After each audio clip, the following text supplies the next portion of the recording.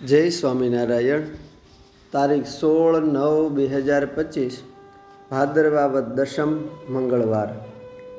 એક વખતે શ્રીહરિના લાડીલા સંત વિજ્ઞાનાનંદ સ્વામી સંત મંડળ સાથે વિચરણ કરતાં કરતાં કાનમ પ્રદેશમાં મોગરી ગામે પધાર્યા. સંતો જે ગામમાં જાય ત્યાં કીર્તન ભક્તિને હરિનામ સંકીર્તની આહ્લેક જગાવે. સાંભળવા ગામના મુમુક્ષુ માણસો ભેળા થાય. સૌને દારૂ, માંસ, ચોરી, વ્યભિચાર, વટાળ, લસણ, ડુંગળી, ભાંગ, તમાકુ, માજમ, અફીણ, હોકા, હોકલી વગેરે દુર્વ્યસનનો ત્યાગ સંતો કરાવતા.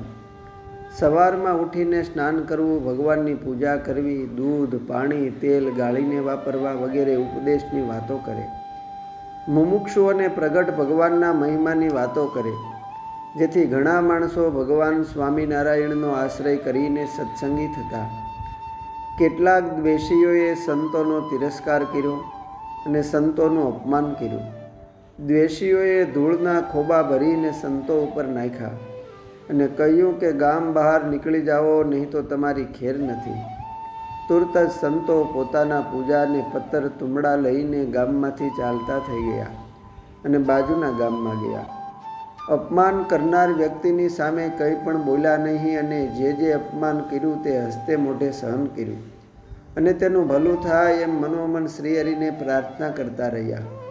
શ્રીજી મહારાજનો આદેશ હતો કે અપમાન થાય એ સ્થળે ફરીને જવું. આમ 3 વર્ષ બાદ વિજ્ઞાનાનંદ સ્વામી ફરીને મોગરી ગામમાં પધાર્યા. રોંઢા ટાણે સંતોએ ચોરાના પરથાર ઉપર બેસી સારંગી, સતાર, તાલ, પખાજ વગેરે વાજિંત્રો સાથે સંગીત ચાલુ કર્યું. ગામના મુમુક્ષુ માણસો પવિત્ર સાધુ આવ્યા જાણીને એકઠા થયા. કીર્તન ભક્તિ થયા પછી વિજ્ઞાનાનંદ સ્વામીએ સરસ વાતો કરી. તેને સાંભળી ગામના માણસોને ખૂબ ગુણ આવ્યો અને વર્તમાન ધરાવી ઘણા માણસો ભગવાનના આશ્રિત થયા. અને વિજ્ઞાનાનંદ સ્વામીને વાત કરી કે સાધુ મહારાજ, તમારા ઉપર ધૂળ નાખનાર અને અપમાન કરનાર માણસોનો અત્યારે વંશ વહેલો નથી અને તેનું જળ મૂળ ગયું છે. આ સુણતા દયાળુ એવા વિજ્ઞાનાનંદ સ્વામી દુઃખ કરવા માંડ્યા અને દુઃખી થયા. પ્રભુને પ્રાર્થના કરતા બોલ્યા કે હે મહારાજ, તેનું સારું કરજો. આમ ઘણી પ્રાર્થના કરીને બીજે દિવસે ત્યાંથી પ્રયાણ કર્યું. એ વખતે પુરાય કાનમ પ્રદેશમાં વિજ્ઞાનાનંદ સ્વામીના વિચરણથી સત્સંગમાં ધીમે ધીમે ભરતી આવી.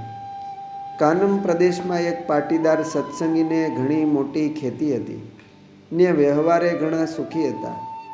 આ પટેલે એવું સાંભળ્યું કે વડતાલમાં સ્વામિનારાયણ ભગવાન પધારે છે ને ત્યાં ધામધૂમથી ઉતાસનીનો સમયો કરવાના છે. આ સમયમાં હજારો ભક્તો આવશે.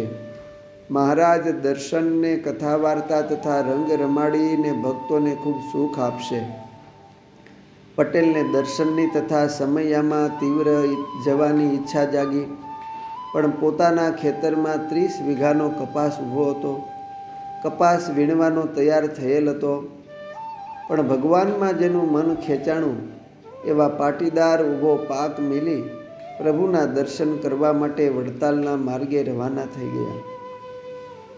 વડતાલ પહોંચ્યા અને મહારાજના દર્શન કર્યા, સંતોનો સમાગમ કર્યો ને મહારાજની સાથે રંગે રમી જીવનને ધન્ય ભાગ્ય કર્યું. પણ એ સમયે 20 જેટલા ચોર લોકો એ ભક્તના ખેતરમાં રાતે આવી કપાસ વીણવા માંડ્યા.